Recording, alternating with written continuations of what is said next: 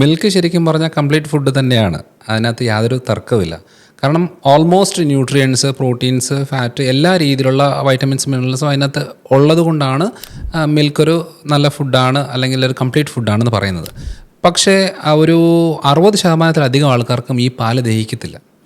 അപ്പോൾ അങ്ങനെ ദഹിക്കാത്ത ഒരു ഭക്ഷണത്തിനെ നമ്മൾ ഈ പൊലിപ്പിച്ച് പറഞ്ഞ് അവർക്ക് കഴിപ്പിച്ച് വെച്ച് ഏറ്റവും കൂടുതൽ ലാക്ടോസ് ഇൻടോളറൻസ് എന്ന് പറയും. പാല് ദഹിക്കാത്തത്, ഗ്ലൂക്കോസ് എന്ന് പറയുന്നത്, ലാക്ടോസ് എന്ന് പറയുന്നൊരു ഗ്ലൂക്കോസാണ്. അത് പലരുടെയും ശരീരത്തിൽ ദഹിക്കത്തില്ല.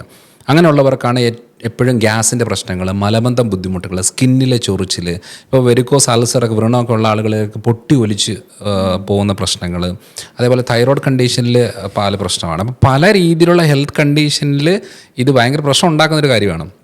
ഭൂരിഭാഗം ആൾക്കാർക്കും ബ്ലോട്ടിംഗ് ഉണ്ടോ, ഗ്യാസിൻ്റെ പ്രശ്നമുണ്ടോ, ഈ പാലിൻ്റെ ഉപയോഗം ഒന്ന് മാറ്റി വെച്ചാൽ തന്നെ ഭൂരിഭാഗം പ്രശ്നം ക്ലിയർ ആവും. അപ്പം പാല് നല്ലതാണ്. ആർക്കാണ് സ്കിന്നിൻ്റെ പ്രശ്നം ഇല്ലാത്തവർക്ക്, വയറ്റിലെ ബുദ്ധിമുട്ടില്ലാത്തവർക്ക്, തൈറോയ്ഡ് പ്രശ്നങ്ങളില്ലാത്തവർക്ക്, അൾസേഴ്സ്, അതേപോലെ തന്നെ പൊട്ടി ഒലിക്കുന്ന രീതിയിലുള്ള വ്രണങ്ങളില്ലാത്തവർക്കൊക്കെ ഇത് നല്ലതാണ്. അല്ലാത്തവർക്ക് ഇത് നല്ലതല്ല.